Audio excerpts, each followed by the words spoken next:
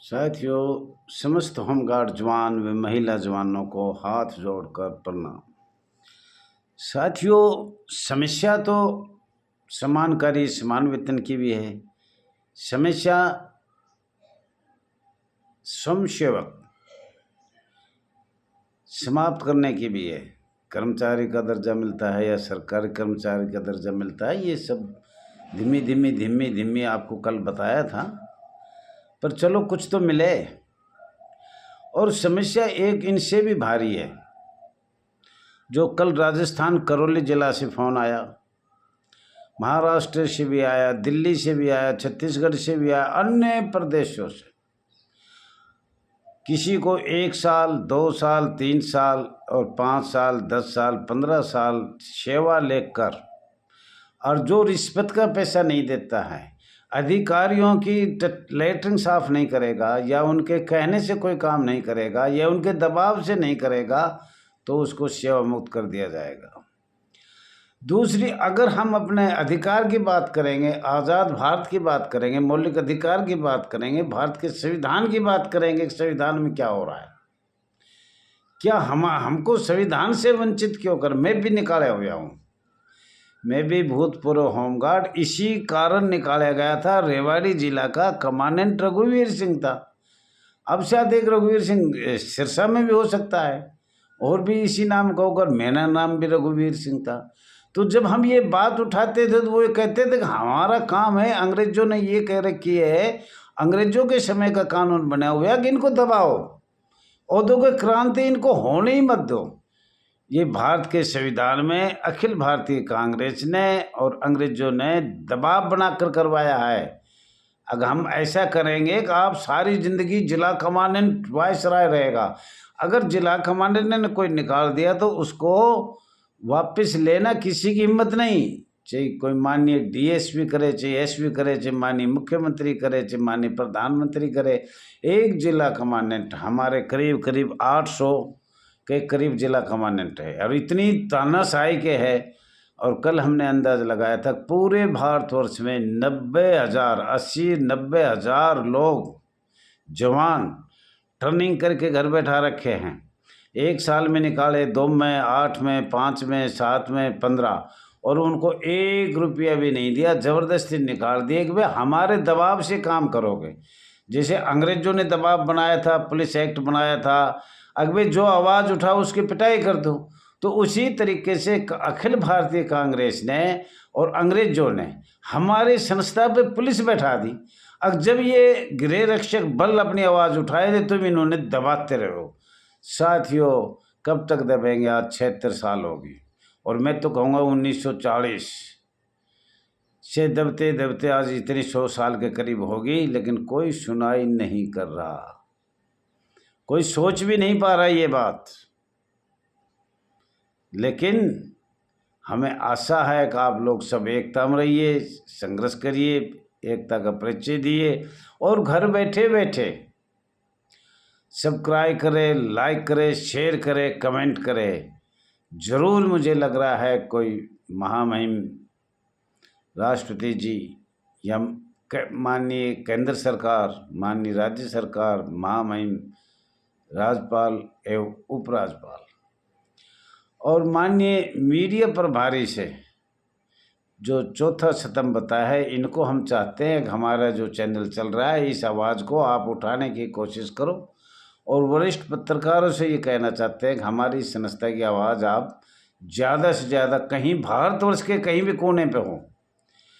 और होमगार्ड का एक परिवार है, 6 लाख परिवार है, तो सरकार तो इन्हों दबाते हर एक समस्या के ऊपर 2 सरकार है, राज्य सरकार है और फिर भारत सरकार है, फिर महामहिम राज्यपाल, उपराज्यपाल है और महामहिम राष्ट्रपति है। और उसके बाद भी होमगार्ड के अधिकारी हैं, पुलिस के अधिकारी हैं, उसके बाद भी राज्य सरकार भी दबाएगी और भारत सरकार भी दबाएगी।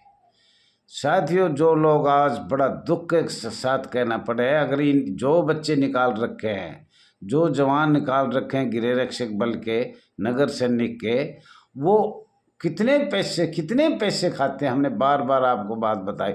आज पैसे दे दो 5-7 लाख रुपए, कल आपकी बहाली हो जाएगी।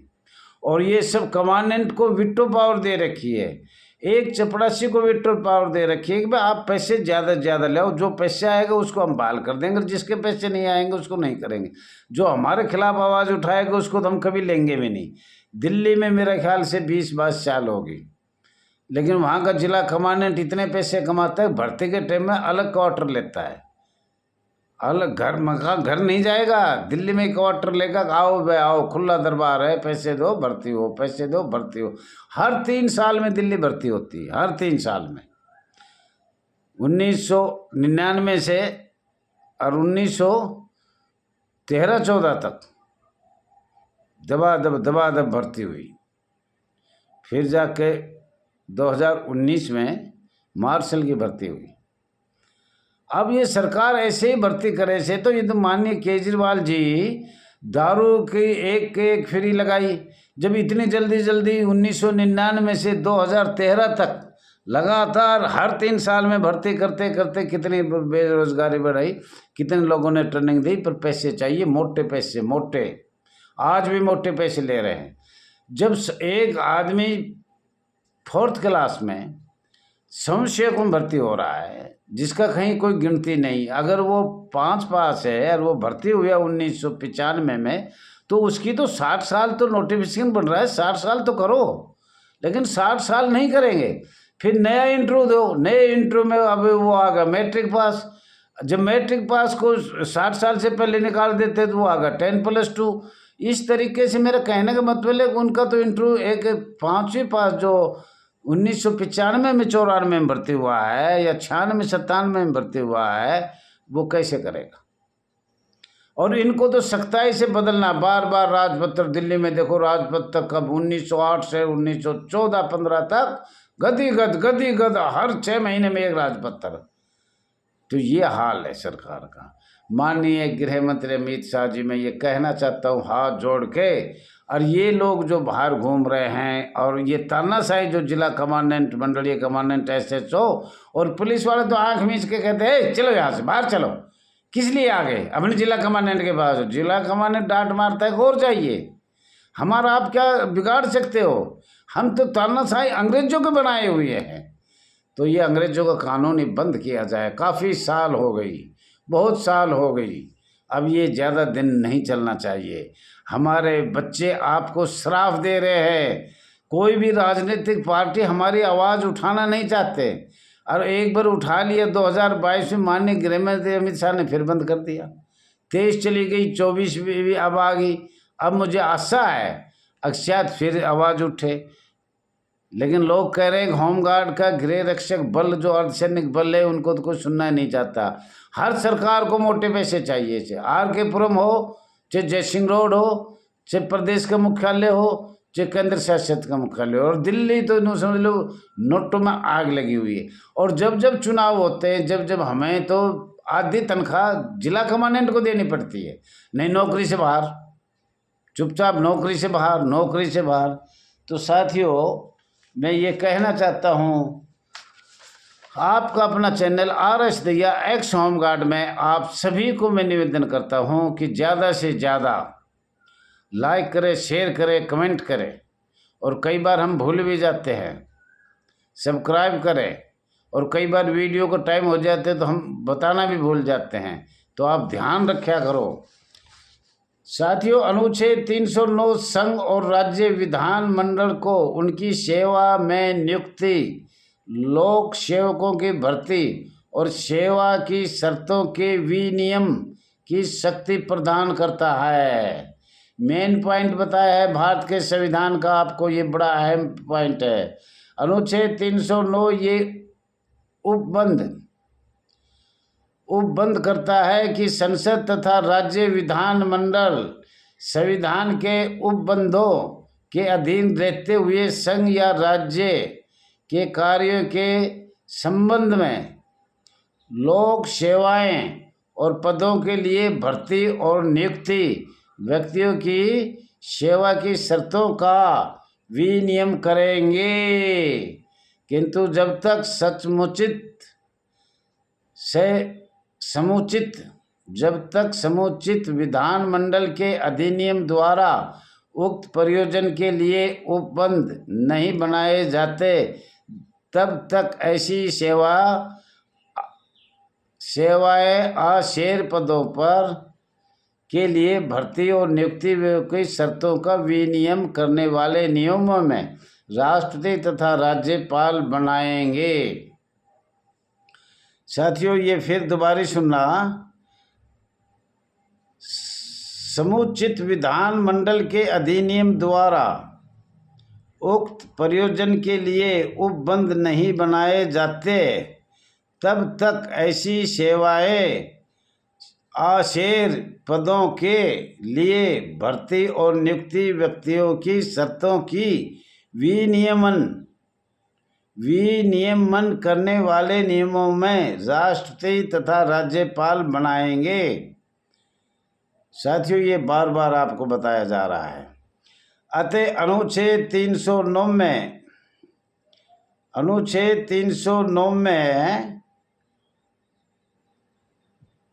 प्रयुक्त प्रारंभिक शब्दावली इस संविधान के उपबंधों के अधीन रहते हुए ये स्पष्ट है कि विधानमंडलों की विधायक शक्ति, कार्यपालक की विनियमन शक्ति संविधान के उपबंधों के विरुद्ध नहीं हो सकती। अतः अनुच्छेद 309 के अंतर्गत लोक सेवकों की भर्ती तथा उनकी सेवा शर्तों का विनियमन करने के लिए बनाया गया है। कोई अधिनियम यदि किसी भी मूल अधिकार अतिक्रमण करता है तो अर्थात विशेष रूप से अनुच्छेद 14, 15, 16, 19, 310, 311, 320 के विरुद्ध असंवैधानिक है। तो साथियों, इसमें कुछ और रह गया। संवैधानोत्तर विधि अनुच्छेद 13 का उपखंड 2 राज्य को ऐसी विधियों का पारित करने का निषेध करता है जो भाग 3 में दिए गए अधिकारों की छीनती है या कम करती है। यदि राज्य कोई विधि बनाता है जो मूल अधिकारों के असंगत है तो वह विधि उल्लंघन की मात्रा तक शून्य होगी। ऐसी विधियां प्रारंभ से ही शून्य होगी। ये एक मृत विधि है। ये एक वृत्त विधि है, मतलब हमें तो नाक के बराबर, मरे हुए के बराबर है ये जो विधि बना रखी है। इसे संविधान में संशोधन करके या संवैधानिक परिसीमाओं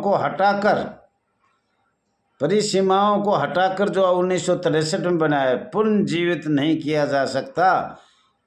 इस फिर से पारित करना आवश्यक होगा। यद्यपि मूल अधिकारों का उपरांत संवैधानिक तर विधियां प्रारंभ से शून्य होती है, फिर भी उसकी अवधिमानता की घोषणा न्यायालय द्वारा किया जाना आवश्यक है। साथियों, धन्यवाद। आप